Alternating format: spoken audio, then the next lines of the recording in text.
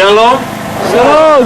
Kita bersyukur pada malam hari ini kita boleh kembali diberkati oleh firman Tuhan melalui hambanya. Kita boleh belajar dan kita juga boleh mengerti, dan terlebih lagi kita juga boleh disentuh bahwa hanya Yesus saja yang menjadi satu-satunya juru selamat di dalam kehidupan kita. Kita bersyukur bahwa hari kemarin kita boleh bersama-sama belajar dan kita boleh bersama-sama berdiskusi mengenai pertanyaan demi pertanyaan yang disampaikan oleh Bapak Ibu sekalian. Dan oleh karena itu malam hari ini adalah hal yang sama juga. Kita akan bersama-sama berdiskusi, kita akan juga sama-sama belajar dari setiap pertanyaan demi pertanyaan yang saudara-saudara sudah sampaikan, baik melalui SMS maupun juga melalui pertanyaan langsung dari kertas yang diberikan. Nah, Bapak Ibu sekalian, malam hari ini ada cukup banyak pertanyaan yang diberikan kepada kami sebagai panitia. Bahkan sampai ada yang diketik gitu ya, sudah dipersiapkan sedari rumah. Dan kita akan bersyukur dan kita akan bersama-sama belajar gitu ya. Dari setiap jawaban yang ada, kita boleh kembali lagi diingatkan akan firman Tuhan. Oleh karena itu, kita akan bersama-sama mulai untuk sebuah pertanyaan yang pertama, yaitu datangnya dari Meirawati dari Gereja Gemit Agape.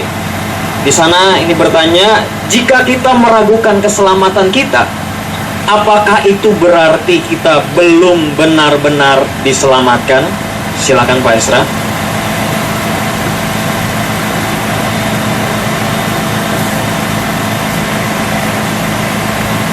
Jikalau kita meragukan keselamatan kita, apakah kita belum benar-benar diselamatkan?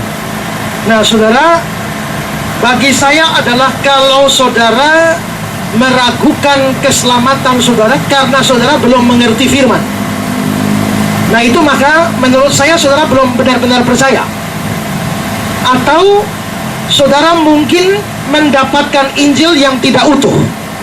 Atau saudara mungkin sekian lama hanya diberitahu bahwa kita harus percaya Yesus selamat, tapi waktu saudara membaca, menghadapi kenyataan bahwa ternyata hidup saudara penuh dosa, atau saudara jatuh ke dalam dosa, bahkan dosa yang besar, saudara lalu meragukan keselamatan saudara, maka ini perlu dipertanyakan.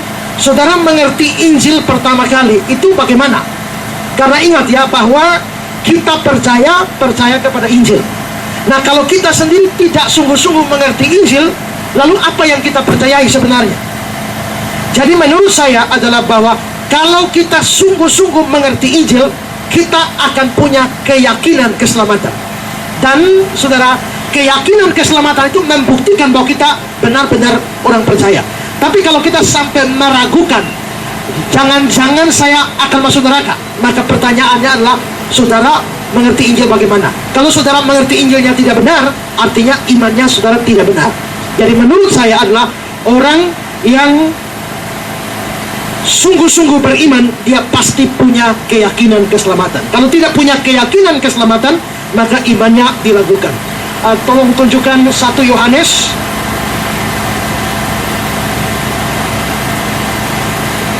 5 ayat 13. 1 Yohanes 5 ayat 13.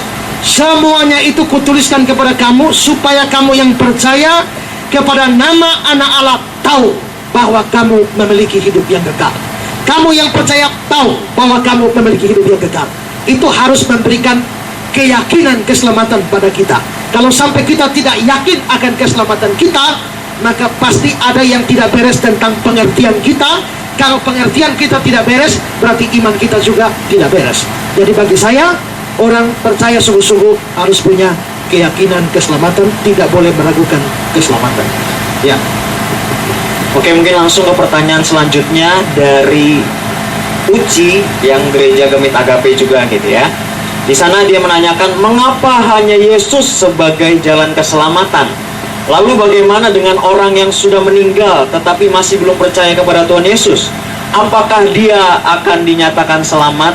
Mungkin kalau saya boleh tambahkan, mungkin orang-orang terdekat gitu ya, keluarga, mungkin orang tua sendiri, bagaimana dengan mereka yang mungkin saat itu tidak percaya kepada Tuhan Yesus? Apakah mereka juga akan diselamatkan? Silakan Pak Esra. Kalau mengapa hanya Yesus satu-satunya jalan, ya tadi saya sudah khotbah panjang lebar itu ya. Atau saudara terlambat atau bagaimana ya? Saya sudah kasih kesimpulan Mengapa Yesus satu-satunya jalan? Jawabannya dua. Karena dia satu-satunya orang yang memenuhi syarat menjadi juru selamat. Dan kedua, dia satu-satunya orang yang telah memikul hukuman dosa seluruh manusia. Nah, bagaimana kalau Yesus satu-satunya jalan? Bagaimana dengan orang-orang tua yang sudah mati tanpa pernah dengar Yesus sama sekali? Kalau Yesus satu-satunya jalan dan iman kepada dialah satu-satunya cara di mana kita menerima keselamatan, orang-orang yang sudah mati itu yang tanpa pernah dengar Yesus sama sekali, jelas mereka tidak mungkin diselamatkan. Tolong tunjukkan Roma 10. Roma pasal yang ke-10 ayat yang ke-13. Roma 10, 13, 14. Perhatikan ayat ini. Sebab barang siapa berseru kepada nama Tuhan akan diselamatkan. Perhatikan baik-baik ya. Yang berseru akan diselamatkan.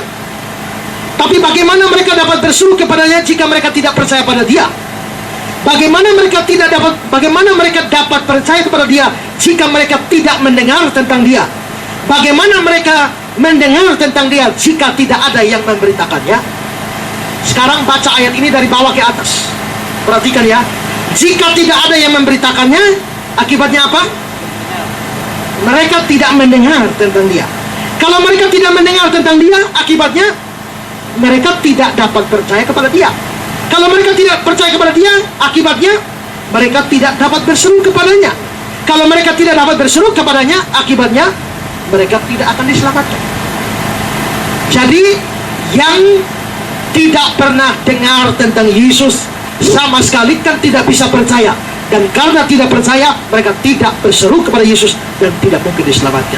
Semua orang yang tidak percaya pada Yesus, ya, atau yang sudah mati tanpa pernah dengar tentang Yesus, mereka tidak diselamatkan. Karena itu saudara bersyukur bahwa saudara hidup pada zaman di mana saudara memungkinkan saudara dengar Injil, bahkan dengar Injil banyak sekali. Ya, kalau saudara seperti itu bersyukur, karena ada orang-orang yang bahkan tidak dengar Injil dari lahir sampai mati. Mereka tidak diselamatkan. Ya. Oke, untuk pertanyaan selanjutnya kembali datang dari Wilson yang dari gereja Gemit Ora et Labora. Dia bertanya, bisakah saya selamat kalau saya rajin berbuat baik tetapi punya iman pas-pasan? Dalam kurung hanya percaya Yesus sudah tebus saya saja. Yang lainnya seperti doktrin Tritunggal dan lain sebagainya saya tidak tahu. Silakan Pak. Tidak ada syarat tahu doktrin Tritunggal baru selamat. Selamat karena iman. Dan tidak ada dibilang iman pas-pasan. Iman yang sederhana itu yang menyelamatkan. Ingat saudara, pada waktu hari terakhir hidupnya, penjahat di samping Yesus berkata, ingatlah aku kalau engkau datang sebagai raja. Itu saja, satu kalimat. Dia menyerahkan keselamatan jiwanya kepada Yesus. Kalau dia bilang, Tuhan, ingatlah aku. Ingatlah aku yang mana? Apakah keselamatan jasmaninya? Tidak. Karena dia tahu hari itu juga dia mati. Tapi dia minta diingat untuk apa? Dia minta ingat untuk keselamatan jiwanya. Dia tidak minta keselamatan jasmani. Penjahat yang satu yang tidak bertobat, dia minta keselamatan jasmani. Dia bilang, Yesus, kalau engkau benar-benar Mesias, turun dari salib. Selamatkan dirimu, selamatkan kami. Dia bicara keselamatan jasmani. Tapi penjahat yang satu yang bertobat ini, dia tidak minta keselamatan jasmani. Dia bilang, ingatlah aku. Sekalipun dia hanya minta ingat, Yesus memberi kepada dia lebih dari ingat. Yesus bilang, hari ini engkau bersama. Dia minta ingat, Yesus bilang, bukan cuma ingat, tapi engkau bersama. Dia bilang, kalau engkau datang kedua kali, Yesus bilang, tidak usah tunggu sampai datang kedua kali, hari ini juga. Berarti imannya sangat sederhana. Tapi iman yang sederhana itu menyelamatkan dia. Penjahat itu adalah orang pertama yang masuk surga setelah Yesus mati. Ya. Nah, imannya sederhana dan memang sangat sederhana. Beriman kepada Yesus sebagai Tuhan dan Juru Selamat. Saya orang berdosa. Dosa saya pasti akan mendatangkan hukuman Allah. Saya tidak mungkin diselamatkan lewat perbuatan baik atau pertobatan saya. Saya butuh seorang Juru Selamat. Juru Selamatnya Yesus Kristus. Yesus Kristus sudah mati di atas kayu salib, membayar seluruh hutang dosa saya. Sekarang saya serahkan hidup saya beriman sungguh-sungguh kepada Dia sebagai juru selamat. Itu saja, maka engkau akan selamat. Kemarin ada yang tanya, bukan? Ini saya sekalian jawab pertanyaan yang kemarin, yang terakhir. Ada yang bertanya, kenapa kalau Allah mau selamatkan kita mesti repot-repot turun jadi manusia? Kenapa kok tidak langsung saja kalau Allah berfirman kan jadi? Ya diselamatkan, selamatkan saja. Tidak usah repot-repot turun jadi manusia, lalu naik di atas kayu salib, pakai acara mati segala. Nah ini kan yang seringkali diprotes oleh orang Islam. Tapi mereka tidak mengerti mengapa repot-repot turun jadi manusia. Karena syarat menjadi juru selamat mesti manusia tidak berdosa. Itulah sebabnya Allah tidak mungkin dari surga langsung hapus. Kalau Allah dari surga langsung ampuni dosa manusia, Dia menjadi Allah yang tidak adil. Dosa harus dihukum. Dan kalau ada juru selamat yang harus menerima hukuman dosa, juru selamat itu mesti manusia tidak berdosa. Dan karena itu adalah manusia hasil penjelmaan Allah. Jadi Allah tidak bisa selamatkan manusia tanpa juru selamat. Dan karena itu maka Allah harus jadi manusia yang diberi nama Yesus Kristus. Lalu setelah jadi manusia tidak bisa lantas diselamatkan begitu saja. Hukuman harus jalan. Hukuman harus jalan karena Allah adalah Allah yang adil. Itulah sebabnya jikalau Yesus harus jadi juru selamat kita, Dia harus menanggung hukuman itu di atas kayu salib. Baru tersedialah penebusan dosa. Jadi Allah tidak mungkin menyelamatkan manusia tanpa menghukum dosa. Karena itu maka hukuman dosanya diarahkan bukan lagi kepada manusia, tapi diarahkan kepada pengganti dari manusia, yaitu Sang Juru Selamat manusia tidak berdosa, yaitu Yesus Kristus. Karena itulah maka kekristenan punya konsep Allah jadi manusia, mati menebus dosa di atas kayu salib. Jadi tidak bisa hanya berfirman lalu akhirnya dosa diampuni. Tidak. Allahnya Kristen tidak punya prinsip seperti itu. Dia Allah yang adil, yang harus menghukum setiap dosa. Jadi itu saya jawab sekalian dengan yang kemarin. Ya. Oke, kemudian datang lagi pertanyaan dari Freddy dari Gereja Gemit. Di sana saya mau bertanya, apa tujuan sebenarnya dari hukum Taurat itu diberikan? Padahal Allah sudah tahu kalau hukum Taurat itu tidak mungkin dilakukan dengan sempurna. Silakan. Apa tujuannya hukum Taurat diberikan? Supaya manusia sadar bahwa dirinya adalah pelanggar-pelanggar hukum. Jadi hukum Taurat diberikan bukan supaya manusia diselamatkan. Peraturan hukum Taurat banyak sekali. Tujuannya apa? Supaya pelanggaran bertambah.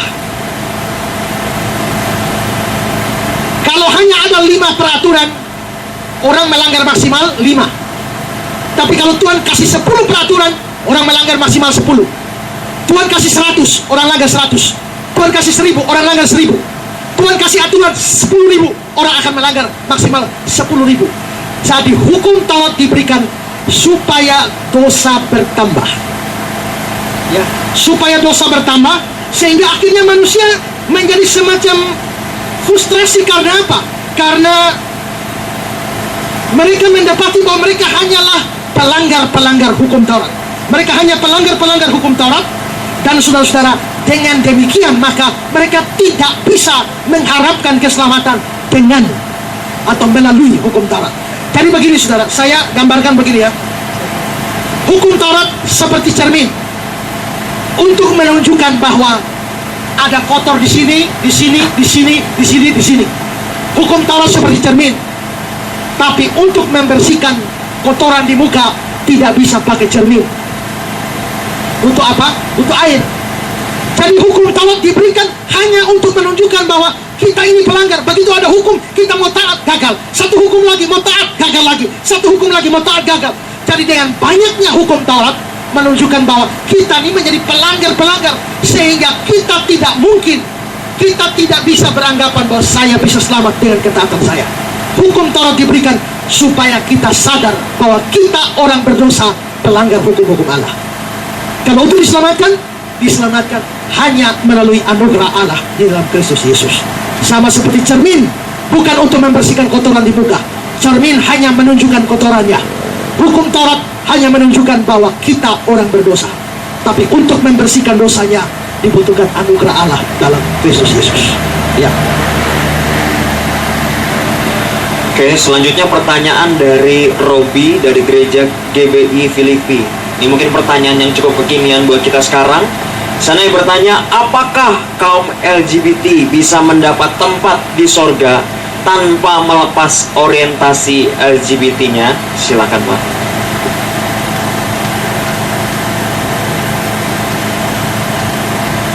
Apakah seorang yang tukang maki atau seorang tukang pencuri bisa diselamatkan tanpa melepaskan kebiasaan mencurinya?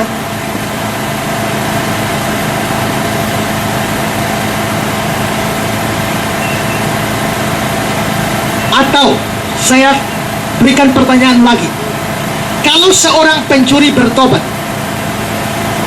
tapi lalu dia jatuh lagi di dalam dosa mencurinya, dia selamat?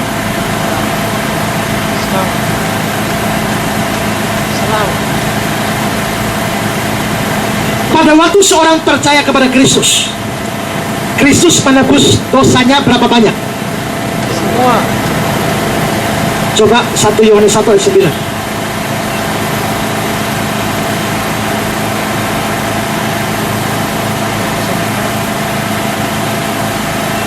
1 Yohanes 1 ayat yang ke-9.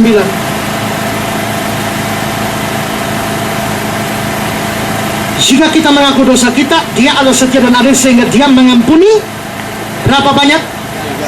Segala dosa kita. Dia menyucikan kita dari segala kejahatan kita. Tunjukkan lagi 1 Yohanes 2.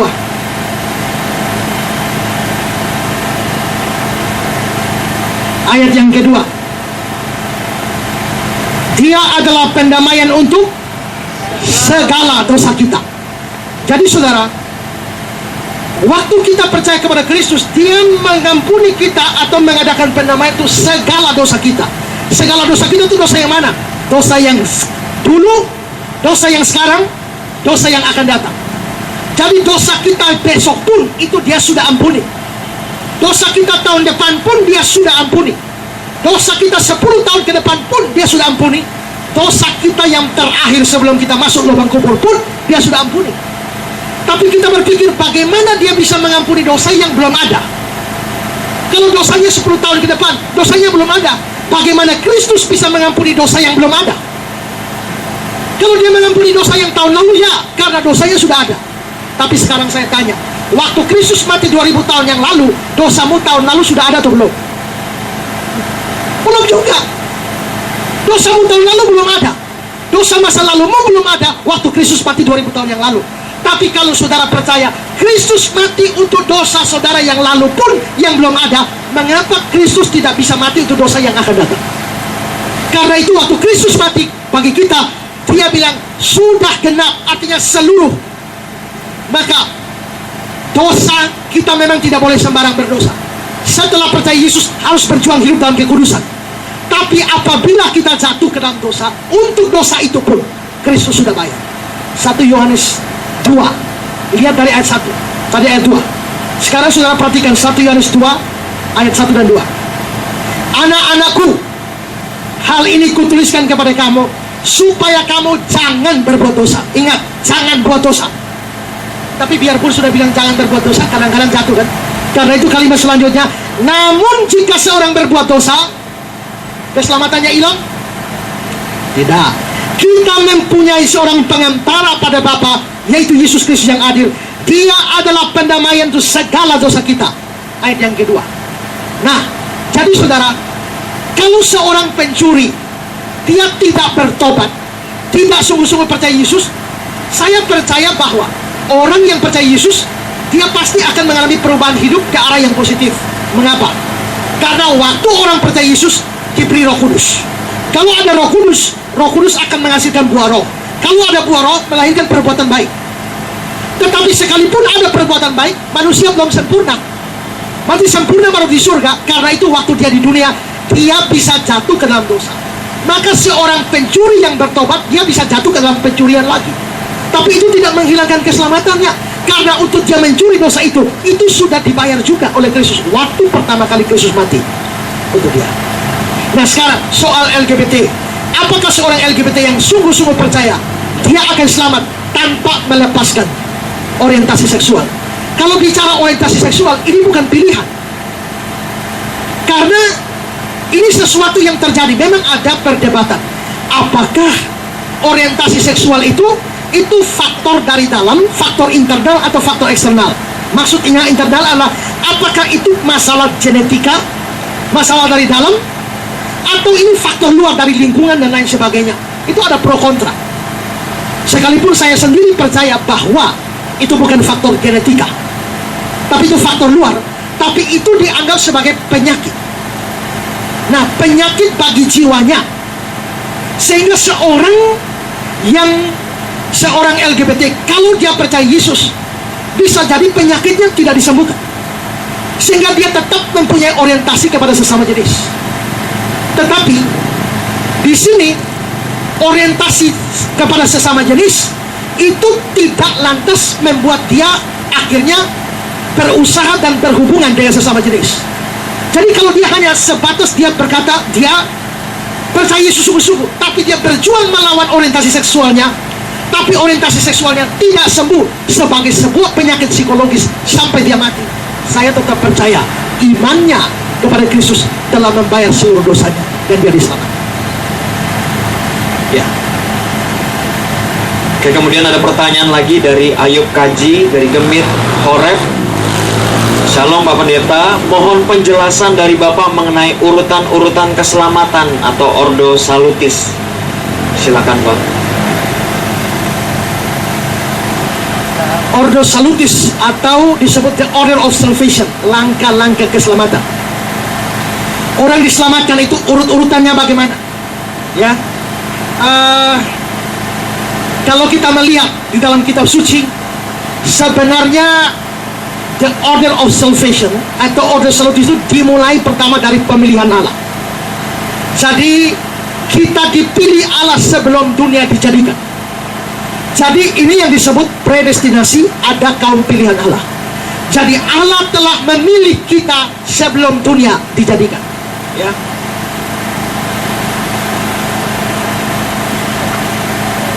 Coba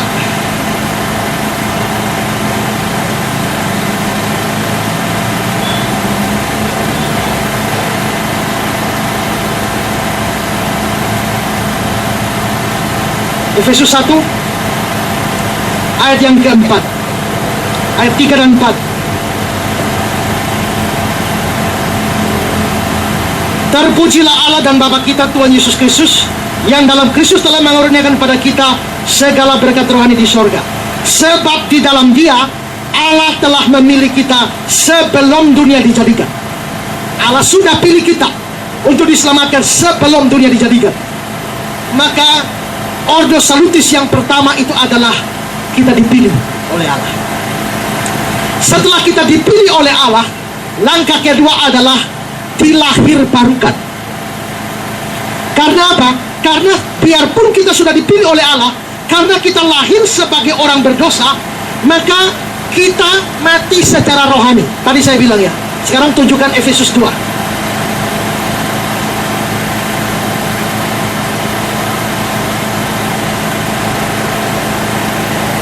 Efesus 2 ayat yang pertama. Kamu dahulu sudah mati karena pelanggaran-pelanggaran dan dosa-dosa. Kamu sudah mati. Nah, kalau kamu sudah mati, ini namanya mayat tuh dikasih makan pun tidak respon. Mayat dikasih uang tidak respon. Mayat dikasih apa yang menarik pun tidak respon. Bagaimana supaya dia berespon? Harus dihidupkan lebih dulu. Nah, karena manusia sudah mati secara rohani, diberikan Injil bagaimanapun dia tidak bisa berespon. Maka Allah perlu melakukan satu hal terlebih dahulu, yakni melahirbarukan dia. Ya. Jadi lahir baru ini itu adalah step yang kedua dari Ordo Salutis. Ya. Itu adalah step yang kedua. Allah melahirbarukan. Setelah lahir baru, berikut adalah Allah mengaruniakan iman. Nah, waktu orang itu mendengar Injil, Allah lalu berikan iman kepada dia. Kepada kamu dikaruniakan iman. Setelah dia beriman, maka dia akan diselamatkan. Jadi mulai dari pemilihan. Setelah dipilih, kedua dia dilahir barukan. Setelah dilahir barukan, lalu dia diberikan iman. Setelah diberikan iman, lalu dia diselamatkan. Setelah dia diselamatkan, pada akhirnya dimuliakan. Dimuliakan itu yang kita sebut sebagai ada di dalam kerajaan surga atau masuk kerajaan surga. Jadi itu adalah urut-urutan keselamatan bagi seseorang. Jadi yang kita alami dalam sejarah adalah waktu kita terima Yesus. Tapi sesungguhnya sebelum terima Yesus, kita sudah dilahirbarukan oleh Allah. Sebelum dilahirbarukan, jauh sebelumnya di dalam kegagalan, kita telah dipilih oleh Allah, ditentukan oleh Allah. Itulah urut-urutannya. Ya. Kemudian pertanyaan lain lagi dari Irianti, Gereja GBI Sigma, mau bertanya tentang Yohanes 3 ayat 16. Terlebih lagi khusus pada kata dunia di dalam ayat tersebut. Mohon penjelasan. Silakan Pak Ezra. Yohanes 3:16. Karena begitu besar kasih Allah akan dunia ini. Nah, kata dunia dalam bahasa Yunani adalah kosmos. Dan saudara, kata kosmos ini dalam penggunaan Injil Yohanes artinya berbeda-beda.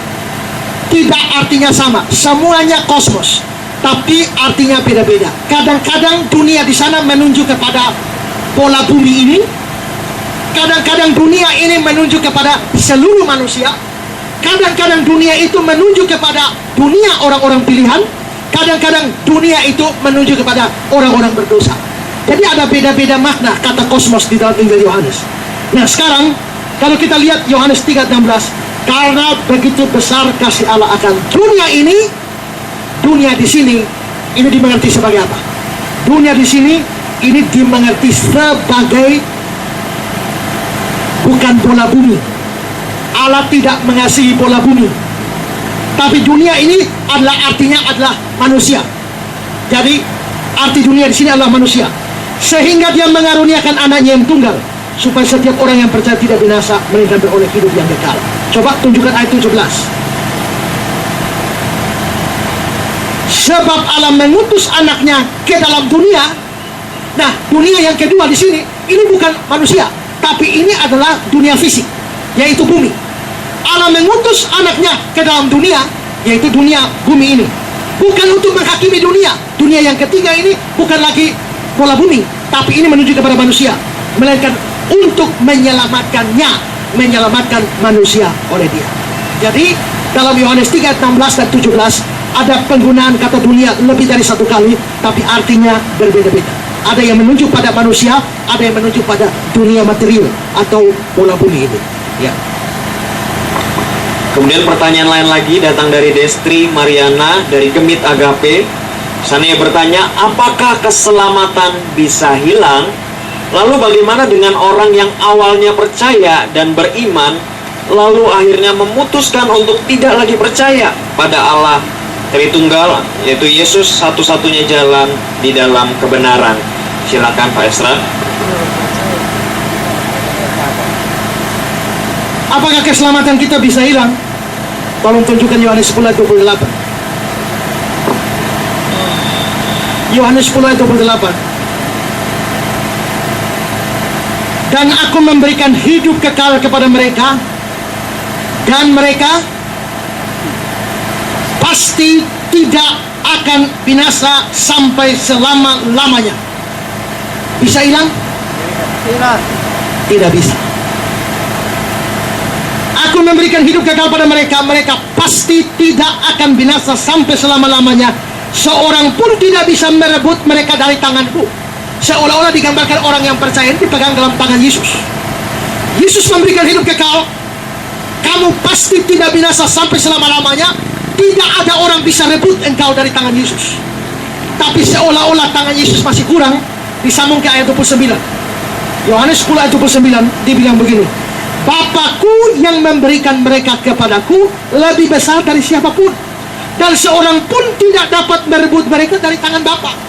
Berarti kelihatannya orang percaya dipegang oleh dua tangan. Tangan pertama adalah tangan Yesus, tangan yang kedua adalah tangan Bapa. Kalau tangan Yesus dan tangan Bapa memegang orang percaya, siapa bisa rebut? Orang kupang bilang satu setan dua binatang. atau kita balik dua setan satu binatang pun tidak bisa ada yang rebut orang percaya dari tangan Tuhan. Berarti orang yang sungguh-sungguh sudah diselamatkan oleh Kristus, dia tidak mungkin kehilangan keselamatan. Kalau dia hilang keselamatan, artinya ada yang bisa merebut dia dari tangan Bapa dan tangan Yesus. Tapi bagaimana dengan orang yang murtad? Ya, bagaimana orang yang murtad? Nah, mari tunjukkan. Sesungguhnya mereka tidak termasuk dalam 1 Yohanes 2.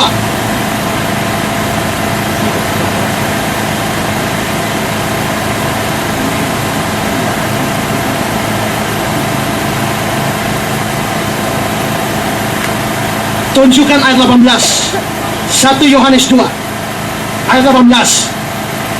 Anak-anakku, waktu ini adalah waktu yang terakhir. Dan seperti telah kamu dengar, seorang antikris akan datang. Sekarang telah bangkit banyak antikristus. Itulah tandanya bahwa waktu ini benar-benar adalah waktu yang terakhir. Ayat ini bicara soal antikris. Antikris ini sebenarnya orang asli dalam gereja, tapi mereka murtad, keluar dari gereja lalu jadi antikris. Nah, berarti mereka ini orang murtad. Kenapa mereka bisa murtad? Ayat 19. Saudara perhatikan baik-baik ya. Ayat 19. Memang mereka siapa yang murtad ini? Memang mereka yang murtad itu berasal dari antara kita. Artinya mereka orang Kristen, ada dalam gereja, tapi mereka tidak sungguh-sungguh termasuk pada kita. Berarti mereka ada dalam gereja tapi tidak sungguh-sungguh percaya. Sebab jika mereka sungguh-sungguh termasuk pada kita, kalau mereka sungguh-sungguh percaya, niscaya mereka tetap bersama dengan kita. Kalau mereka sungguh-sungguh percaya, mereka pasti tidak murtad. Tetapi hal itu terjadi, hal apa? Hal kemurtadan terjadi supaya menjadi nyata bahwa tidak semua mereka termasuk pada kita. Jadi mengapa mereka murtad? Karena mereka tidak sungguh-sungguh termasuk pada kita. Berarti mereka ada di dalam kita, ada dalam gereja, ada dalam kekristenan, tapi mereka tidak sungguh-sungguh beriman. Jadi mengapa mereka murtad? Mereka murtad bukan mereka hilang keselamatan, tidak. Tapi mereka kelihatannya sekian lama, kelihatannya seperti orang percaya, tapi mereka tidak sungguh-sungguh orang percaya. Yang sungguh-sungguh percaya tidak mungkin murtad. Kalau ada yang murtad, itu membuktikan bahwa dia tidak sungguh-sungguh percaya. Coba Injil Yohanes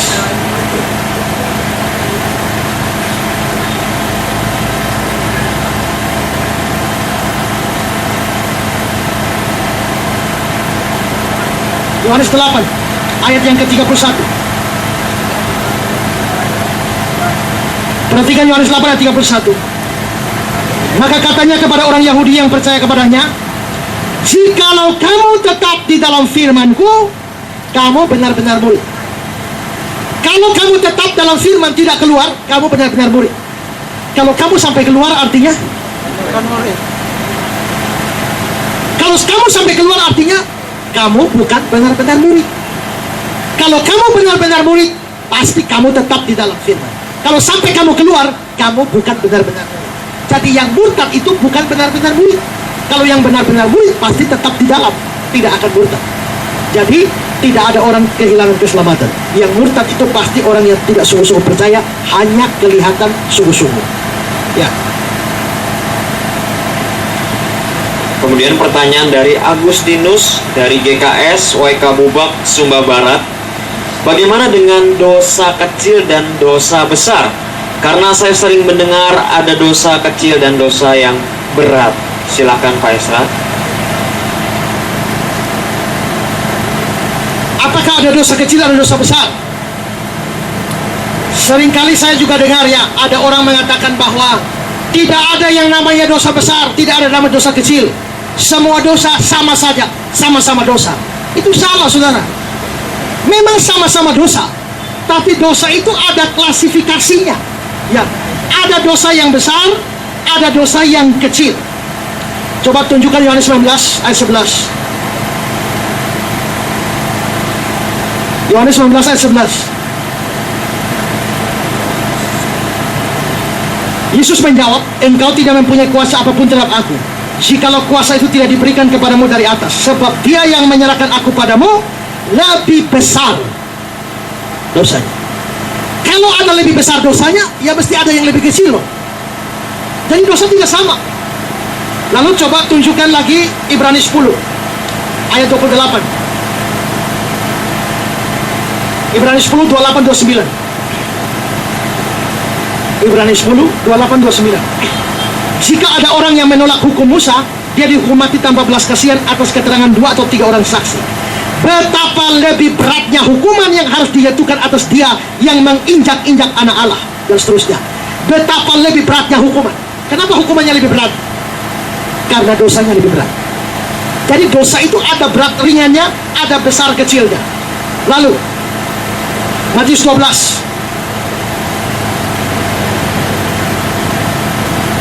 ayat 31-32. Matius 12 31-32. Sebab itu aku berkata padamu, segala dosa dan hujat manusia akan diampuni, tapi hujat terhadap Roh Kudus tidak akan diampuni. Apabila seorang mengucapkan sesuatu menentang anak manusia, dia akan diampuni. Tapi jika dia menentang Roh Kudus, dia tidak akan diampuni. Di dunia ini tidak, di dunia yang akan datang pun tidak. Berarti dosa hujat roh yang lain, dosa yang lain bisa diampuni. Dosa hujat pada Roh Kudus tidak bisa diampuni. Kenapa tidak bisa diampuni? Dosa hujat pada Roh Kudus pasti lebih besar daripada dosa yang lain. Jadi ada banyak. Di dalam hukum Taurat juga ada dosa tertentu yang dihukum hanya dengan denda, tapi ada yang harus dihukum mati. Berarti ada klasifikasi. Jadi dosa itu tidak sama rata. Dosa itu ada besarnya, ada kecilnya. Tapi ingat baik-baik, dosa yang paling kecil pun cukup membawa saudara ke neraka. Karena itu dosa yang paling kecil pun butuh juru selamat untuk menebus itu. Karena kalau dosa kecil itu tidak ditebus, saudara tetap akan masuk neraka selama-lamanya. Jadi yang punya dosa kecil-kecil jangan senang dulu. Saudara butuh juru selamat. Apalagi yang punya dosa besar, saudara lebih butuh juru selamat lagi. Ya, jadi dosa tetap ada besar kecil. Oke, selanjutnya pertanyaan dari Irna, dan saya akan kombinasikan dengan pertanyaan dari Samson. Di sana ia bertanya, kemanakah Yesus pergi setelah kematian selama kurang lebih 3 hari? Dan saya melanjutkan lagi. Jadi waktu kematian Tuhan Yesus itu dikatakan turun ke dalam kerajaan maut dan mengambil kunci kerajaan maut. Tolong dijelaskan. Silakan, Bang. Kemana Yesus pergi pada waktu dia selama 3 hari mati? Yang ditanya nih, kemana apanya? Kalau tubuhnya tidak kemana-mana, karena tubuhnya ada dalam kuburan. Yang dipersoalkan tentu jiwanya atau rohnya kemana. Nah, waktu Yesus mati dia bilang apa? Ya Bapa, ke dalam tanganmu kuserahkan rohku, kuserahkan nyawaku. Berarti waktu Yesus mati, sementara tubuhnya ada di kuburan, jiwa atau rohnya diserahkan ke tangan Bapa di surga. Karena itu jiwa atau roh Yesus tidak pergi kemana-mana selama 3 hari itu. Nah, kata-kata turun ke dalam kerajaan maut tadi saya sudah singgung. Kalau kata-kata turun ke dalam kerajaan maut, kita artikan bahwa Yesus selama 3 hari itu betul-betul pergi ke neraka atau pergi kemana-mana. Artinya bertentangan dengan ayat, ya Bapa ke dalam tanganmu kuserahkan rohku. Kita tidak boleh mengartikan satu ayat tabrakan dengan ayat yang lain. Kalau begitu apa artinya turun ke dalam kerajaan maut? Nah, John Calvin mengatakan bahwa penderitaan Kristus itu sebenarnya ada 2. Yang pertama yang kelihatan, dan yang kedua yang tidak kelihatan. Yang kelihatan itu adalah pada waktu dia dicambuk, dia dipaku, dia disalibkan, itu yang kelihatan. Tapi yang tidak kelihatan itu adalah pada waktu dia mengalami hukuman neraka di atas kayu salib. Ketika dia terpisah, dia berteriak, Eli, Eli lama sabatani. Ada yang lihat? Tidak. Itu tidak terlihat, tapi dia mengalami perpisahan dengan Allah. Dan itu hukuman neraka. Orang masuk neraka terpisah dari Allah selama-lamanya. 2 Tesalonika 1 ayat 9. Coba tunjukkan 2 Tesalonika 1 ayat yang ke-9.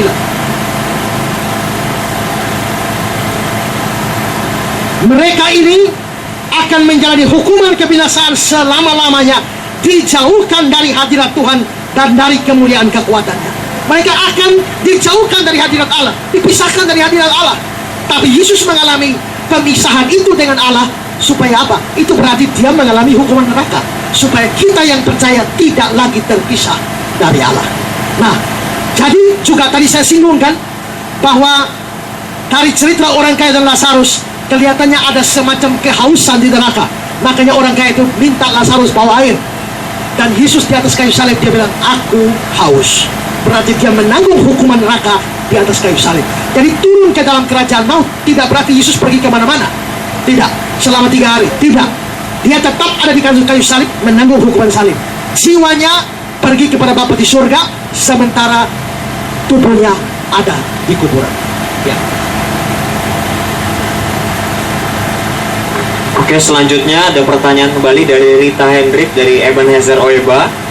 Di sana ia mengatakan, Tuhan Yesus menghakimi orang yang hidup dan yang mati seperti dalam 1 Petrus 4 ayat yang kelima. Apakah pada saat Tuhan Yesus memberitakan Injil pada orang mati, yaitu 1 Petrus 3 ayat 19 sampai 20, mereka yang menerima Injil langsung pindah ke sorga? Silakan Pak Ezra. 1 Petrus 3 19 20 tunjukkan. Ini ayat yang sukar, ya, dan seringkali salah diartikan. Ini berhubungan dengan pertanyaan sebelumnya. Ada orang-orang yang percaya menurut ayat ini Yesus selama 3 hari itu berkunjung ke arwah-arwah orang mati ini, ya. 1 Petrus 3:19, dan di dalam roh itu juga dia pergi memberitakan Injil kepada roh-roh di dalam penjara, yaitu kepada roh-roh yang mereka yang dahulu pada waktu Nuh tidak taat kepada Allah, ketika Allah tetap menanti dengan sabar waktu Nuh sedang mempersiapkan baterainya, di mana hanya sedikit yaitu 8 orang yang diselamatkan oleh air bah itu. Tekanannya ayat 19, di dalam roh itu ia pergi memberitakan Injil kepada roh-roh di dalam penjara, orang-orang mati. Gara-gara ayat inilah maka orang menafsirkan bahwa sementara tubuh Yesus di kuburan, jiwa atau rohnya pergi masuk ke alam maut, ketemu dengan arwah-arwah orang mati dan injili mereka. Kalau penafsiran ini diambil, maka ini bertentangan dengan yang saya bilang tadi. Yesus sendiri bilang, ya Bapa, ke dalam tanganmu kuserahkan rohku. Ingat, itu bicara roh manusia Yesus, sehingga tidak maha hadir. Nah, kalau begitu, roh Yesus yang ada di tangan Bapa di surga, terus yang turun menginjili orang-orang mati ini siapa? Nah, karena itu ayat ini tidak bisa dipakai sebagai dasar untuk mendukung penginjilan kepada orang mati. Seperti yang diajarkan oleh Andreas Samudra atau Joachim Buang, mereka mengajarkan bagaimana kita bisa menginjili orang mati. Dasarnya ayat ini. Tapi itu salah, saudara. Saya jelaskan ayat ini. Pertama, saudara, dari sisi bahasa asli, bahasa Yunani, ayat ini ditulis dalam bentuk aorist. Aorist itu adalah bentuk masa lampau, sehingga kalau dibaca menggunakan struktur Yunani, maka ayat ini berkata, dan di dalam roh itu juga ia dulu pergi memberitakan itu. Ia dulu, Yesus dulu, bukan sekarang. Kedua, dari sisi bahasa asli, kata Injil sebenarnya tidak ada. Jadi ayat ini mestinya, dan di dalam roh itu juga ia dulu pergi memberitakan kepada roh-roh dalam penjara, bukan memberitakan Injil. Kalau memeriksa bahasa asli kitab suci, kata Injil tidak ada di sana. Evangelion tidak ada di sana. Tapi di sini mengapa Alkitab Indonesia kok ada? Karena para penerjemah Alkitab Indonesia melibatkan penafsiran. Kalau pergi memberitakan, mereka pikir memberitakan apa lagi selain Injil, maka ditaruhlah memberitakan Injil. Padahal secara literal kata Evangelion, kata Injil tidak ada dalam teks asli Yunani. Nah, jadi tidak ada namanya penginjilan pada orang mati. Kalau begitu bagaimana mengartikan ayat ini? Begini, di dalam roh itu Yesus pergi memberitakan Injil. Tapi kapan? Dulu, bukan saat dia mati. Kepada siapa? Kepada roh-roh dalam penjara. Apakah ini Injil pada orang-orang mati? Tidak. Pada waktu orang-orang itu diinjili, mereka masih hidup. Yesus pergi memberitakan Injil pada mereka. Kapan? pada zaman Nuh. Nah, Yesusnya belum lahir.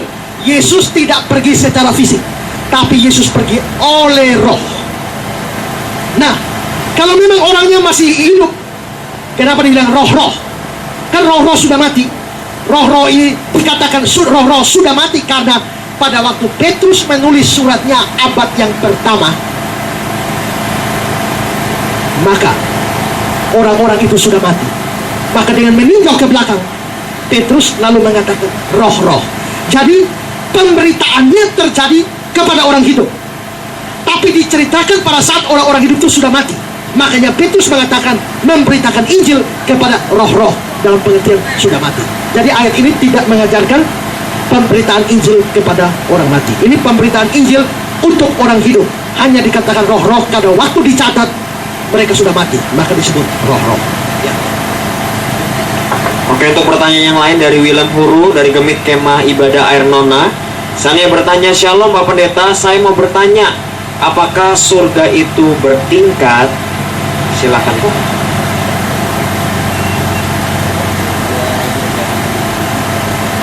Yang tiga-tiga. Pertama Korintus 6.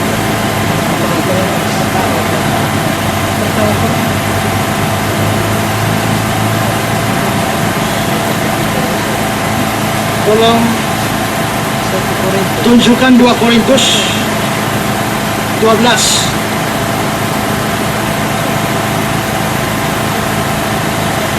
Korintus 12 ayat 2. Aku tahu tentang seorang Kristen 14 tahun yang lampau. Entah di dalam tubuh aku tidak tahu, entah di luar tubuh aku tidak tahu. Allah yang mengetahuinya. Orang itu tiba-tiba diangkat ke tingkat yang ketiga dari surga. Ayat ini secara eksplisit mengatakan tingkat ketiga dari surga. Kalau begitu, apakah surga itu bertingkat-tingkat? Tergantung apa yang dimaksudkan dengan surga di situ. Dalam bahasa Ibrani-nya, surga, kata surga itu dari bahasa Ibrani samayim. Nah, kata samayim itu bisa berarti surga. Orang Yahudi mempunyai pengertian tentang samayim itu 3. Pertama, mereka percaya samayim tingkat 1. Samayim tingkat 1 itu yaitu atmosfer ini. Itu samayim tingkat 1. Samayim tingkat kedua adalah tempatnya bintang-bintang dan planet-planet. Itu tingkat kedua. Samayim tingkat ketiga itu adalah tempat Allah bertahta. Jadi kalau disebut surga tingkat ketiga, dalam pengertian orang Yahudi, surga tingkat ketiga itu surga tingkat 1 yaitu di atas kita sekarang. Surga tingkat kedua adalah tempat bintang-bintang. Surga tingkat ketiga adalah tempat kediaman Allah. Makanya mereka sebut surga tingkat ketiga. Tapi kalau kita memahami tingkat ketiga, kita memahami surga sebagai tempat kediaman Allah, maka itu adalah surga tingkat ketiga dari pikiran orang Yahudi. Jadi saya boleh katakan begini, surga tingkat 3-nya orang Yahudi adalah sama dengan surganya kita. Kalau kita, definisi kita tentang surga adalah tempat kediaman Allah. Jadi apakah surga bertingkat-tingkat? Tergantung surga yang mana. Kalau dalam pikiran orang Yahudi yang hitung dengan atmosfer, dengan tempat bintang-bintang, itu memang surga ada tingkat 3. Tapi kalau surga dalam pengertian tempat tinggal Allah saja, tidak ada tingkat-tingkatan, hanya surga. Maksudnya tingkat-tingkatan seperti gedung bertingkat, tidak seperti itu ya. Tapi kalau tingkatan-tingkatan dalam pengertian kedudukan di sana memang ada. Ya.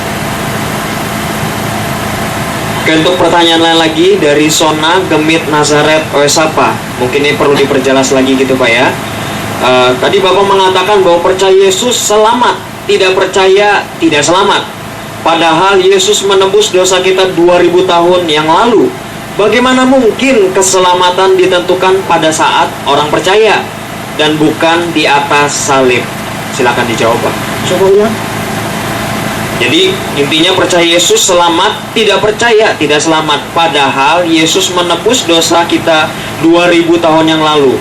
Bagaimana mungkin keselamatan itu ditentukan pada saat orang percaya dan bukan di atas salib?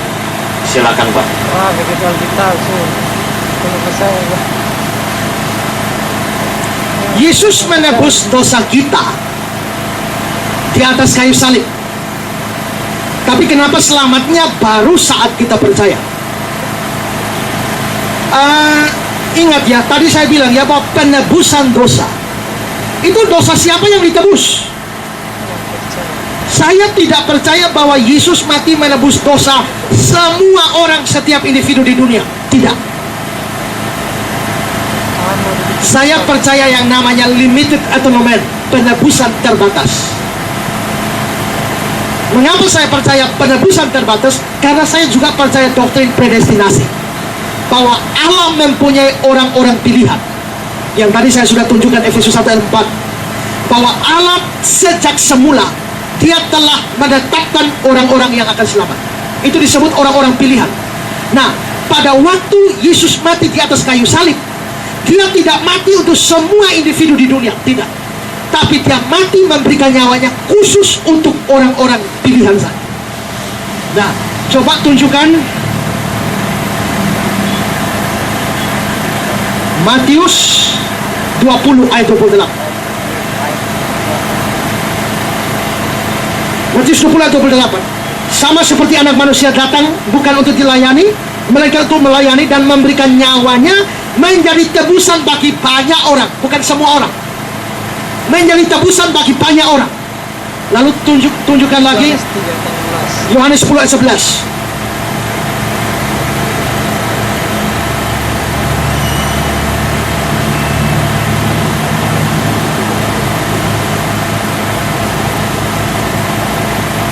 Akulah gembala yang baik.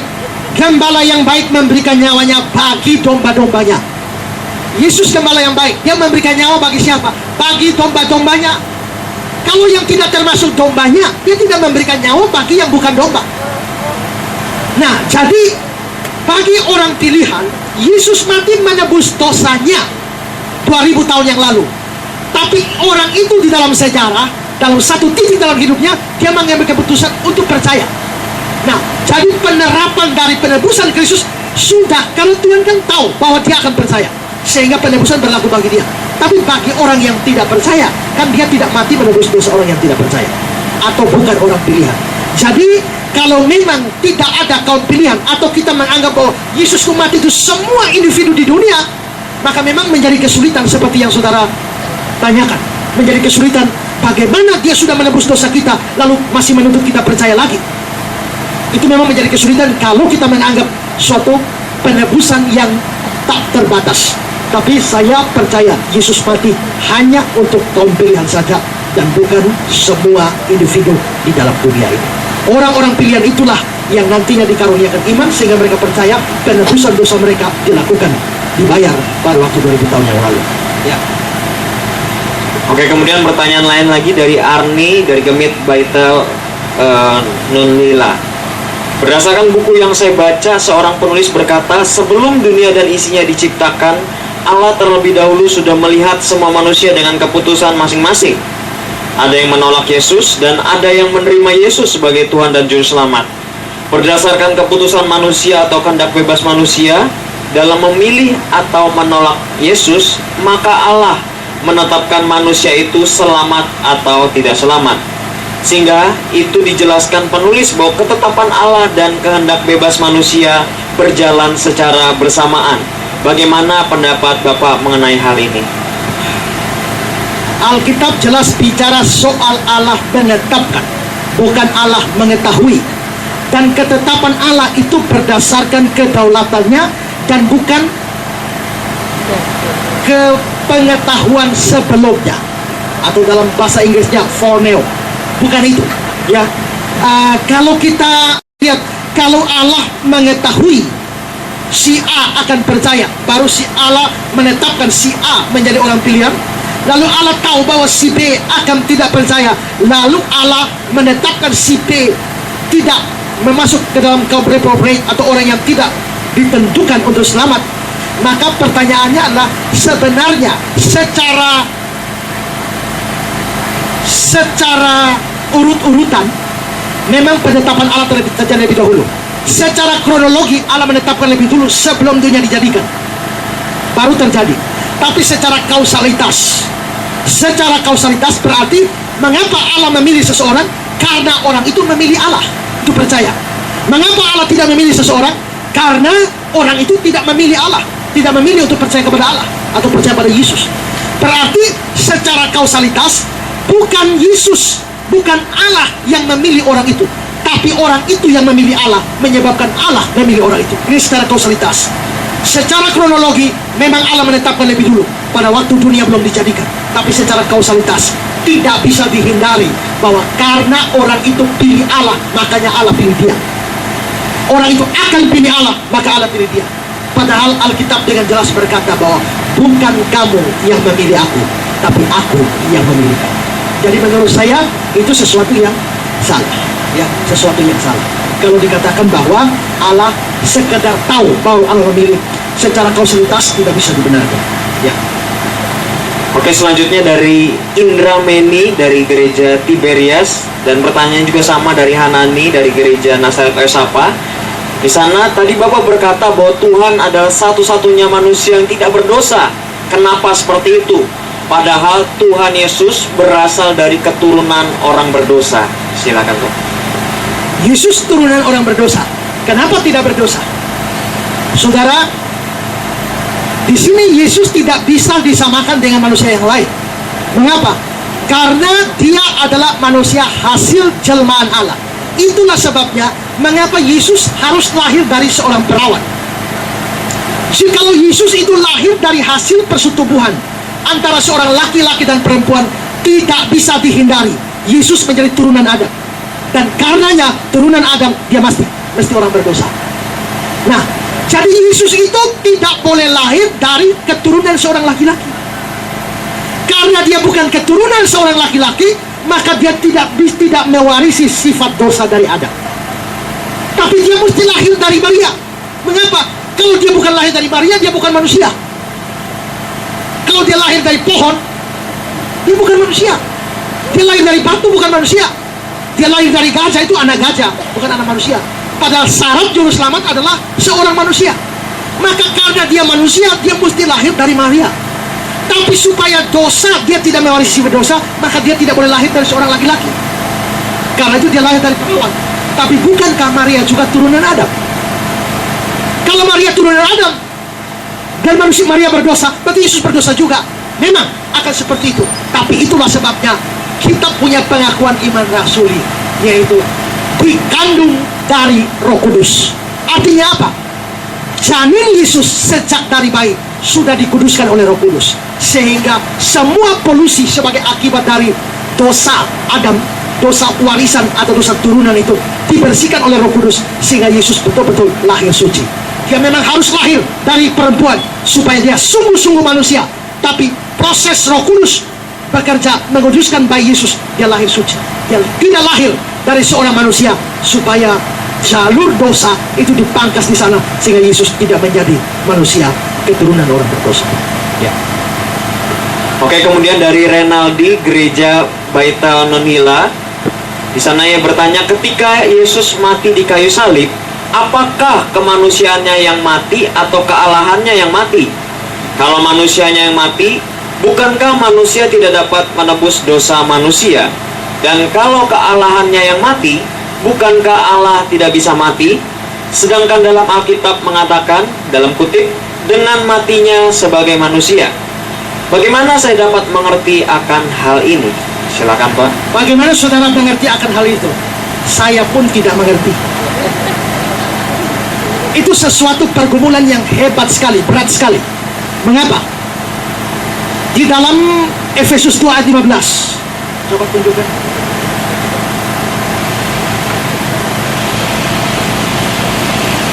Sebab dengan matinya sebagai manusia, berarti Yesus mati sebagai manusia. Lalu Filipi pasal 2,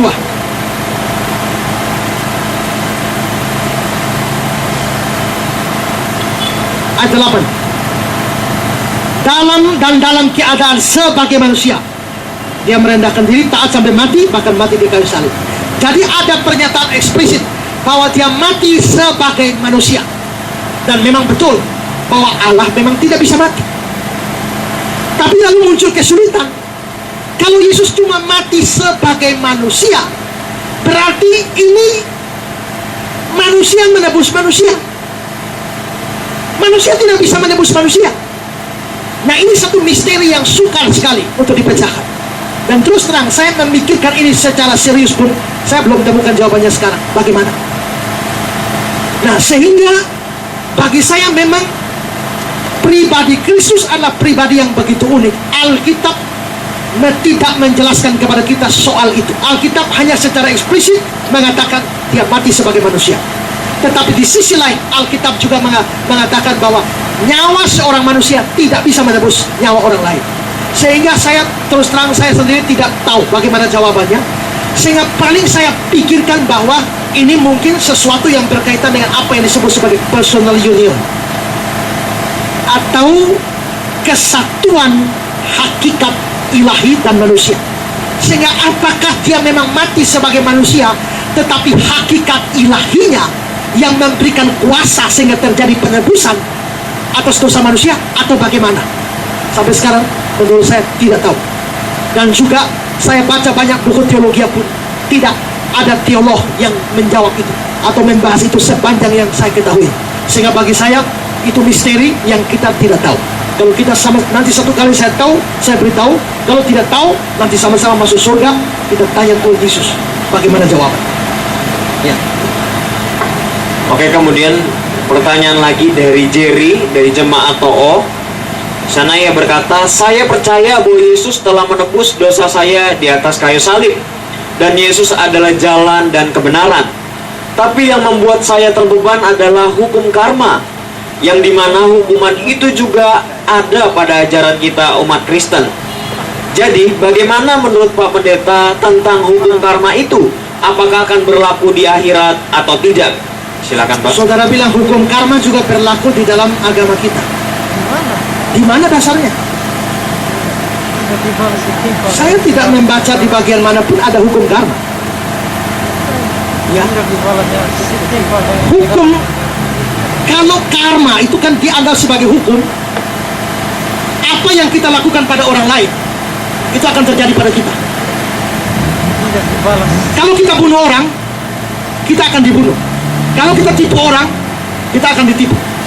Tapi kalau ini hukum, saudara, apakah di Alkitab ada gejala seperti itu? Ada. Yakub pernah tipu saudaranya dan juga ayahnya. Belakangan dia juga ditipu. Dia ditipu oleh siapa? Oleh pamannya Laban. Pada waktu mau nikahi si Rahel, tahu-tahu yang dikasih adalah Lea. Jadi Yakub itu ditipu. Mengapa dia ditipu? Karena dia pernah menipu. Tapi itu hanya sebatas itu. Kalau ini hukum itu harus berjalan terus. Nah sekarang coba, kalau mengapa sampai Yakub ditipu? Karena Yakub pernah menipu. Yakub pernah tipu siapa? Tipu bapaknya, Ishak. Mengapa Ishak bisa ditipu? Berarti Ishak pernah menipu. Kapan Ishak menipu? Nah ini kan jadi repot. Kalau orang hukum menjadi hukum karma, kalau orang membunuh dia akan dibunuh. Berarti orang yang dibunuh pernah membunuh. Apakah semua orang yang mati dibunuh memang pernah bunuh orang? Tidak. Kalau begitu itu tidak bisa disebut. Kalau disebut sebagai hukum, maka itu berlangsung terus. Tapi karena ini hanya semacam gejala, mungkin Tuhan dalam kasus Yakub, dia mengizinkan Yakub ditipu supaya dia tahu rasanya menipu itu bagaimana. Dia diizinkan Yakub tipu supaya dia tahu rasanya ditipu itu bagaimana. Hanya itu. Tapi itu tidak bisa dijadikan sebagai hukum. Kalau itu dijadikan hukum, maka itu berlangsung terus turun-temurun. Dan karenanya menurut saya tidak ada yang namanya hukum karma di dalam agama Kristen. Ya. Oke, kemudian pertanyaan lagi dari Ibu Damaris dari Gereja Nazaret Oyosapa Timur. Di sana ia bertanya, beberapa waktu terakhir ini bila ada kematian selalu diikuti dengan ucapan kita sayang, tetapi Tuhan lebih sayang. Jadilah pendoa bagi kami. Apakah benar orang yang telah mati bisa berdoa bagi orang yang masih hidup? Itu ajaran sesat. Katolik. Alkitab berkata bahwa sudah mati selesai. Tidak ada hubungan kita dengan orang yang mati. Ya. Kalau mau saling mendoakan di dunia ini. Alkitab sangat melarang orang berhubungan dengan arwah dan ada kaitan dengan orang mati. Jadi begitu sudah mati selesai, putus hubungan sama sekali, ya, sama sekali. Dan karenanya adalah salah kalau kita mengajarkan bahwa kita turut mendoakan orang mati mendoakan kita dan sebagainya. Tidak ada, ya. Karena itu kalau mau mendoakan orang tua, doakanlah selama mereka masih hidup. Jangan sudah mati baru pergi ke kuburan lalu bapak, ya. Atau orang-orang banyak berdoa, semoga amal ibadahnya diterima di sisi Allah dan sebagainya. Kalau sudah mati, ya, tidak ada amal ibadah bisa diterima kalau orang tidak percaya Yesus. Kalau orang sudah percaya Yesus, amal ibadahnya diperhitungkan. Tapi kalau dia tidak percaya Yesus, amal ibadahnya tidak diperhitungkan sama sekali. Marilah kita berdoa semoga almarhum mendapat tempat yang layak di sisinya. Sisi yang mana? Ya. Atau juga salah kalau saudara berdoa supaya orang mati itu bisa selamat. Tidak, saudara. Kalau dia tidak percaya Yesus, ya sudah masuk neraka. Saudara berdoa sampai keringat darah pun, Tuhan Allah tidak akan pindahkan dia dari neraka ke surga. Tapi kalau dia percaya dia masuk surga, dia tidak butuh doa saudara, karena dia di sana sudah berbahagia. Karena itu adalah sesuatu yang salah dan tidak bermanfaat untuk berdoa bagi orang yang sudah mati. Terutama kalau upacara 17 Agustus, marilah kita mendoakan arwah para pahlawan. Nah, itu salah, bertentangan dengan iman Kristen. Kalau suruh mengheningkan cipta, ya mengheningkan cipta saja. Bayangkanlah wajah Sudirman, Dr. Sutomo, Soekarno-Hatta, atau apa terserahlah, bayangkan sajalah. Tapi tidak usah mendoakan mereka. Kenapa? Nasib kekal sudah ditentukan pada saat orang mati dan selesai. Didoakan bagaimanapun juga tidak akan berubah apa-apa. Jadi tidak adalah salah kalau kita mendoakan orang mati atau orang mati mendoakan kita. Itu sesuatu yang tidak alkitabiah. Ya. Oke, kemudian dari Sintus Dano dari Grimit Ora et Labora, sana ia bertanya, kalau memang hanya Yesus satu-satunya, kenapa di kitab agama lain tidak disebutkan bahwa hanya Yesus jalan selamatnya? Saya ulangi, kalau memang hanya Yesus satu-satunya jalan kebenaran, kenapa di kitab agama lain tidak disebutkan bahwa hanya Yesus sebagai jalan tersebut? Mengapa harus disebutkan di sana? Kita percaya Alkitab firman Allah dan satu-satunya firman Allah. Sedangkan kitab suci agama yang lain kita tidak percaya itu firman Allah. Kita percaya itu tulisan orang, buatan orang. Kalau buatan orang yang tidak percaya Yesus, ya jelas mereka tidak mencantumkan Yesus di sana. Mereka sudah tidak percaya Yesus, bagaimana mereka mencantumkan Yesus sebagai satu-satunya jalan? Kecuali saudara percaya Alkitab firman Allah, kitab suci agama lain juga firman Allah, lalu saudara tanya, mengapa di firman Allah di Alkitab dinyatakan, firman Allah yang di sana tidak? Asumsi dari pertanyaan itu adalah bahwa kitab suci agama lain juga firman Allah. Kita tidak percaya bahwa kitab suci agama lain itu adalah firman Allah. Itu bukan firman Allah. Allah mempunyai satu firman saja, yaitu kitab suci. Dan karenanya dinyatakan dalam firman-Nya Yesus sebagai satu-satunya jalan. Yang lain bukan firman Allah, dan karenanya Allah tidak menyatakan kebenaran ini di dalam kitab suci agama lain. Ya. Oke, ada pertanyaan lain lagi dari Eli dari GBI Sikumana. Dia bertanya, ada anggapan dari orang-orang bahwa selain sorga dan neraka masih ada satu tempat lagi.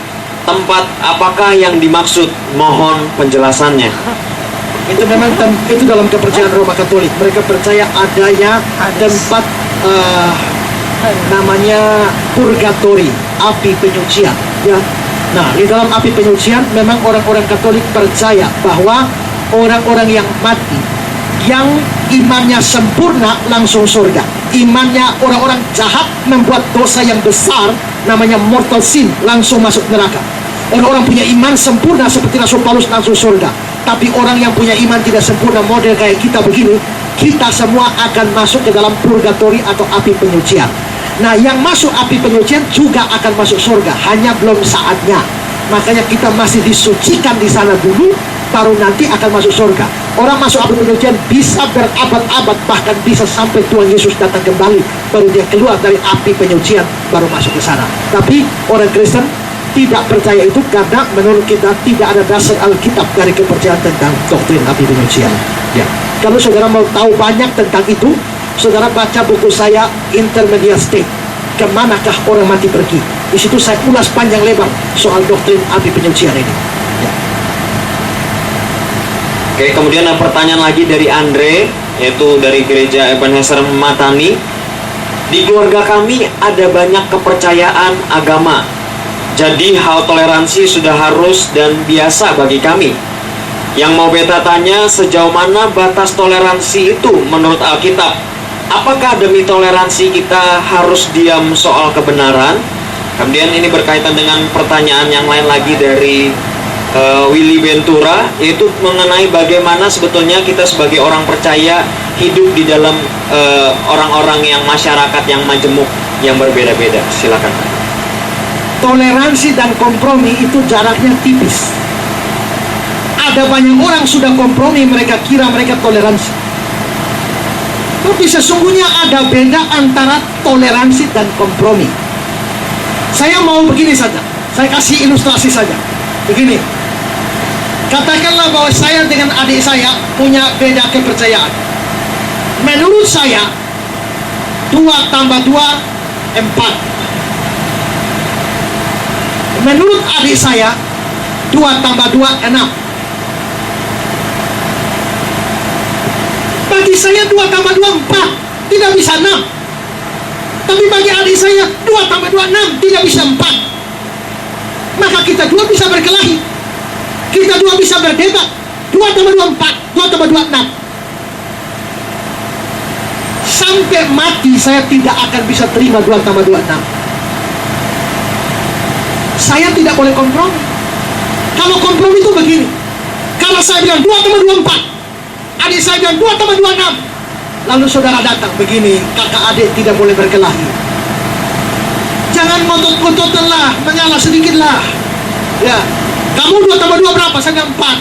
Coba kamu naik 1. Kamu 2 tambah 2 berapa? 6. Coba kamu turun 1.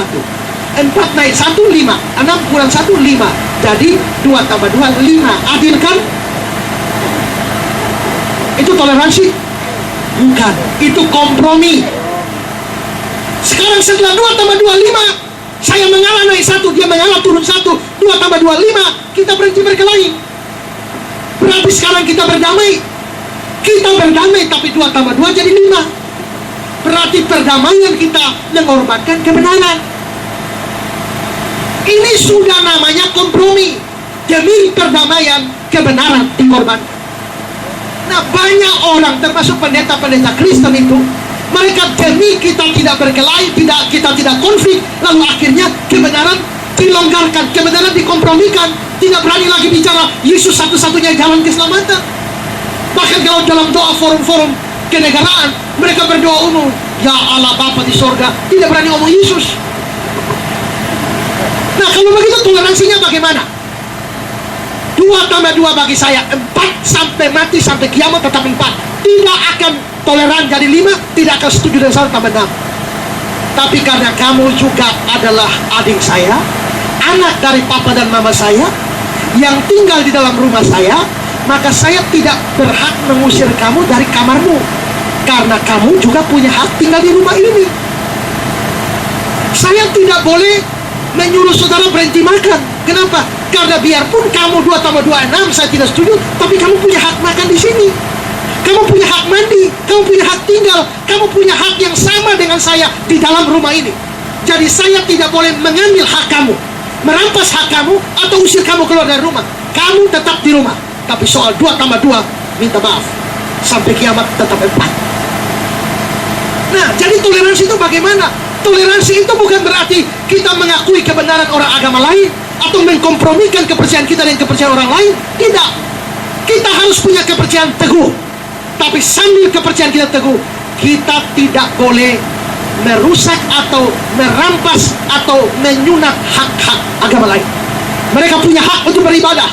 Mereka punya hak untuk beritakan kebenaran mereka. Mereka punya hak untuk melakukan perayaan-perayaan mereka. Silakan, karena mereka juga saudara satu bangsa satu tanah air. Mereka punya hak. Saya tidak boleh atas nama kebenaran agama saya bakar masjid. Salah. Saya bakar tempat agama lain. Salah. Saya bakar gereja karena saya tidak setuju dengan Kristen. Salah. Gereja punya hak hidup, masjid punya hak hidup, pura punya hak hidup, semua punya hak hidup. Kenapa? Semua bangsa dan negara sama. Indonesia anak-anak dari Ibu Pertiwi. Tapi kalau soal kebenaran, maaf, sampai mati menurut saya Yesus tetap Tuhan, Yesus tetap satu-satunya juru selamat. Kalau kau tidak percaya Yesus, kau akan masuk neraka. Jadi ada beda antara kompromi dengan toleransi. Kita harus hidup toleransi, tapi jangan mengkompromikan atau melonggarkan kebenaran kepercayaan kita demi perdamaian. Yesus sendiri, tunjukkan Matius pasal 10.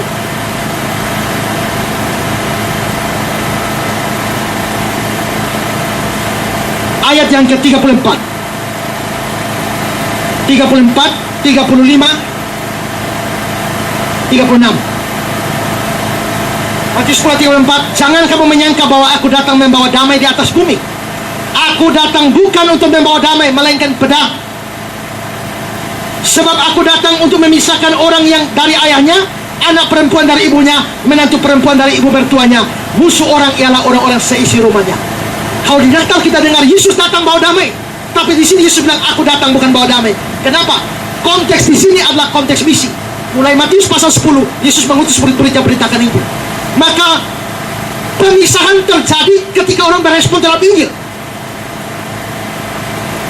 Sebab aku datang memisahkan orang dari ayahnya. Mengapa orang terpisah dari ayahnya? Karena orangnya percaya Yesus, ayahnya tidak. Anak perempuan dari ibunya. Mengapa anak perempuan terpisah dari ibunya? Anak perempuannya mungkin percaya Yesus, ibunya tidak. Menantu perempuan dari mertuanya, menantunya percaya Yesus, mertuanya tidak. Gara-gara beda pendapat tentang Yesus, akhirnya jadi bermusuhan. Maka ayat 36, musuh orang ialah orang-orang seisi rumah. Coba, Yusuf Roni dulu bercerita, ya orang agama Islam yang taat. Tapi begitu dia masuk Kristen, dia dicoret dari daftar keluarga. Lalu dia disuruh pergi dari rumahnya. Waktu dia mau keluar, papanya bilang begini, tunggu, baju yang kau pakai itu bajunya siapa? Siapa beli? Bapak. Buka. Dia buka baju. Pas mau keluar, papanya tanya, celana itu siapa beli? Bapak. Buka. Pada waktu dia mau keluar, pakai sandal itu siapa yang beli? Bapak. Buka. Maka tinggal celana dalam. Pada saat dia mau keluar, papanya tanya, celana dalam itu siapa yang beli? Bapak. Buka. Maka dia buka celana dalam mau keluar. Mamanya malu, ambil kain meja, kasih dia tuh tutup auratnya, lalu keluar. Tadinya sebelum jadi Kristen, sebelum percaya Yesus, dia dengan orang tuanya menjadi suatu keluarga Islam yang taat, bersatu. Tapi kenapa sekarang jadi musuh? Karena dia percaya Yesus, orang tuanya tidak. Maka gara-gara percaya Yesus itu, maka orang menjadi musuh seisi rumah. Berarti apa?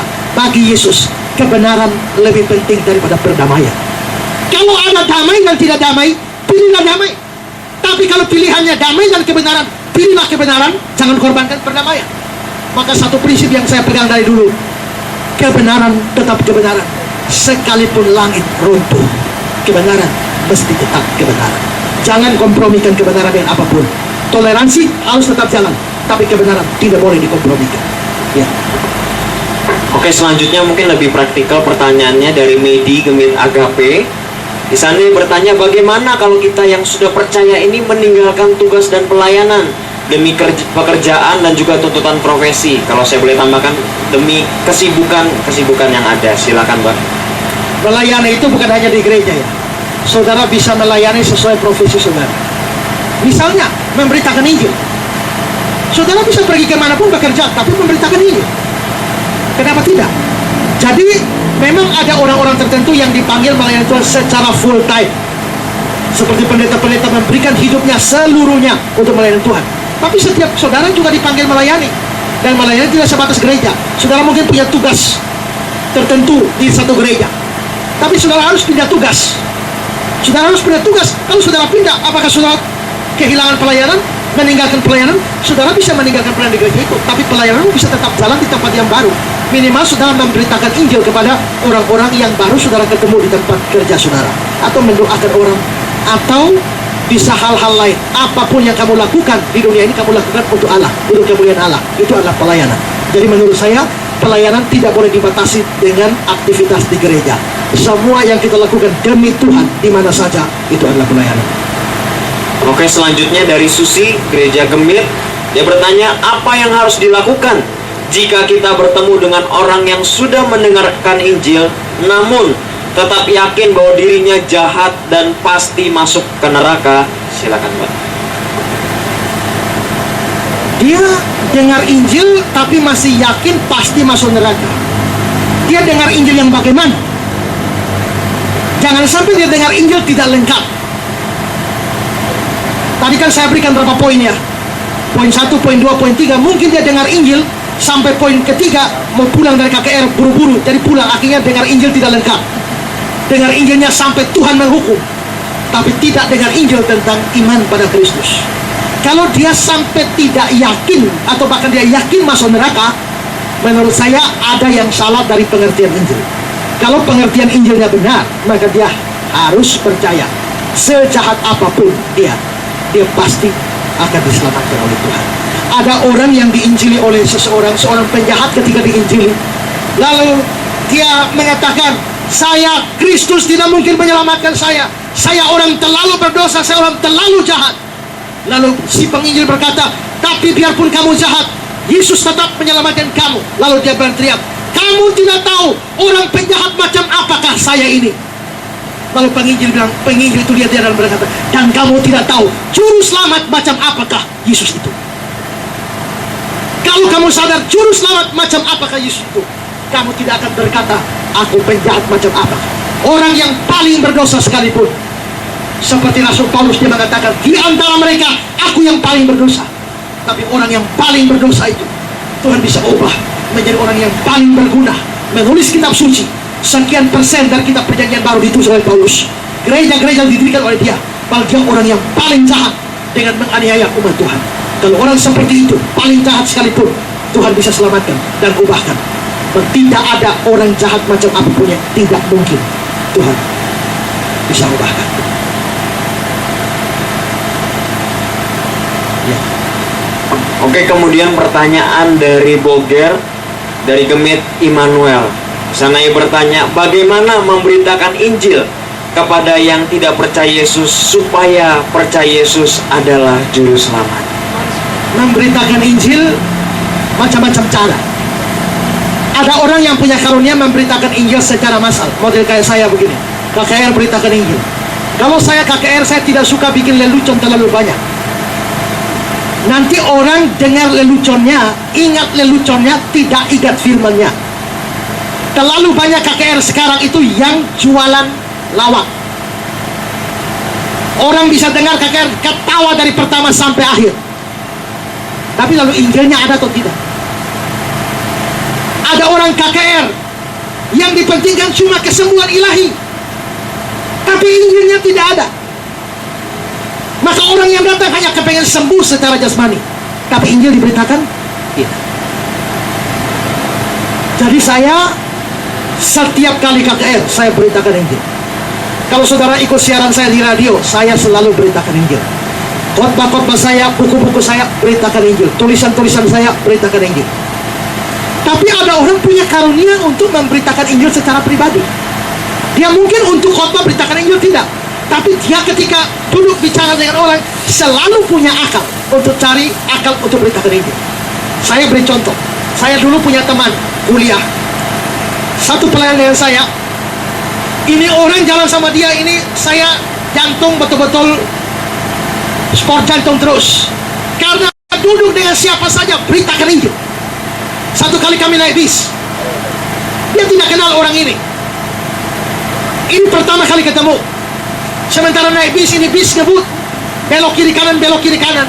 Lalu dia bilang begini, mas, tiba-tiba ini mobil tidak bisa belok, dia lurus, kita masuk jurang, kita mati. Mas masuk mana? Surga atau neraka? Ini mas kaget juga. Nah, masih kaget, dia beritakan Injil. Satu hari di kampung, waktu itu lagi tenar-tenarnya film Titanic. Maka semua pemuda yang mabuk-mabuk semua ada, minum mabuk semua sambil nonton film Titanic. Kapal mewah itu tenggelam, ribuan orang. binasa, mati. Pas Titanic selesai, dia bangun. Dan dia bangun, dan teman-teman lihat, itu berarti setiap saat kita bisa mati. Kalau ini hari kalian mati, kalian masuk mati. Saya takut setengah mati, ini orang bisa koyok kita. Ya, saya tarik dia bilang jangan. Ya, dia terus beritakan Injil. Dan dia banyak memenangkan orang demi Kristus. Ada orang punya karunia seperti itu. Nah, tapi saudara, kalau saudara memang kepengen lebih bagus beritakan Injil, saudara perlu belajar satu pelajaran yang namanya metode pemberitaan Injil. Sekarang yang terkenal ini adalah evangelism explosion, atau yang biasa dikenal sebagai metode EE, yang seringkali dibuat di Hotel Cendana. Ya, kalau saudara, saya kira mungkin ada di antara saudara pernah ikut. Ya, saudara bisa ikut kalau diadakan di sana, karena diajar, ya, diajar metode bagaimana beritakan Injil tahap demi tahap. Mengerti Injil, lalu beritakan Injil, dan memudahkan orang untuk ikut menjadi pengikut Kristus melalui itu. Jadi menurut saya itu proses belajar. Tapi pemberitaan Injil paling gampang adalah ceritakan pengalaman pertobatan saudara. Ceritakan kuasa Tuhan, anugerah Tuhan yang saudara dapatkan. Ceritakan pada mereka. Saudara, satu hari saya waktu masih melayani di Kediri, saya berkunjung ke jemaat saya, ada pembantu rumah tangga. Dia Islam. Saya mau beritakan Injil pada dia, tapi saya gugup saudara. Mau beritakan Injil pada dia, jatuh saya tutak. Saya takut sekali beritakan Injil. Akhirnya saya pulang. Saya biasa datang 1 minggu 1 kali. Saya pulang ke Malang tanpa beritakan Injil pada dia. Tapi minggu ini saya berdoa, besok Sabtu saya mesti Injili dia. Besok Sabtu datang lagi, mau Injili dia, saya tutak. Tidak jadi. Takut beritakan Injil, tidak jadi. Akhirnya saya pulang lagi. Minggu berikutnya saya berdoa, kali ini apapun terjadi, saya mesti beritakan Injil pada dia. Sudah di muka dia, saya gugup. Akhirnya saya pulang tanpa beritakan Injil. Hari itu mau Natal, saya lupa Natal tahun berapa. Tanggal 24 Desember, besoknya Natal. Saya bilang, Tuhan, besok ini hari Natal, kami peringati hari kelahiran Yesus. Saya mau berikan kado Natal untuk Tuhan Yesus dengan 1 jiwa. Saya mau beritakan Injil untuk orang ini. Yang percaya atau tidak percaya, saya tidak peduli. Pokoknya saya beritakan Injil. Akhirnya saya duduk di depan dia, dan saya mulai cerita siapa saya sebelumnya. Bagaimana Kristus mengubah hidup saya. Bagaimana Kristus menyelamatkan saya. Saya cerita panjang lebar. Dan setelah itu saya tanya, maukah ibu terima Yesus? Dia bilang begini, Pak, sebenarnya saya sudah tunggu Bapak tawar Yesus dari 3 minggu yang lalu. Saya tunggu Bapak tidak pernah omong-omong tentang Tuhan Yesus. Saya pukul testa, saya bilang, tahu begitu dari 3 minggu lalu, bersusikan lu. Tapi hari itu saya pulang, hanya naik sepeda pancal, mendayung sepeda berkilo-kilometer, tapi hati ini penuh sukacita karena malam itu 24 Desember saya persembahkan 1 jiwa untuk Tuhan. Intam-intam dan bermata, jiwa-jiwa Tuhanku, ayo cari lalu bawa untuk maju perajaku. Yesus satu-satunya jalan. Saudara harus percaya Yesus satu-satunya jalan. Tapi kalau saudara memang percaya Yesus satu-satunya jalan, saudara harus pergi beritakan Injil kepada orang lain, supaya orang lain juga percaya. Kalau saudara mau belajar tentang metode penginjilan, nah saudara bisa menghubungi saya bisa menghubungkan saudara dengan orang-orang EE untuk bisa belajar memberitakan Injil dengan baik. Ya.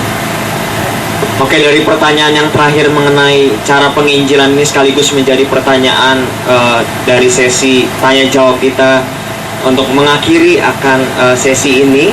Oleh karena itu, mohon maaf jikalau ada pertanyaan demi pertanyaan dari Bapak Ibu sekalian yang tidak terjawab atau tidak sempat dibahas. Tetapi pertanyaan-pertanyaan tersebut bisa ditanyakan juga pada saat siaran radio yang disampaikan oleh Bapak Pendeta Ezra, dan nanti akan lebih diperjelas lagi. Dan oleh karena itu, saya memohon kepada Pak Ezra untuk menyimpulkan baik itu selama 2 hari ini apa yang kita bahas maupun dari sesi-sesi tanya jawab yang telah dilakukan mengenai mengapa hanya Yesus. Saya persilakan. Kita sudah dengar malam pertama, Yesus satu-satunya jalan ke surga. Hari ini kita sudah dengar mengapa Yesus satu-satunya jalan ke surga. Semua pengetahuan itu tidak akan bermanfaat kalau saudara sendiri tidak sungguh-sungguh percaya kepada Yesus Kristus.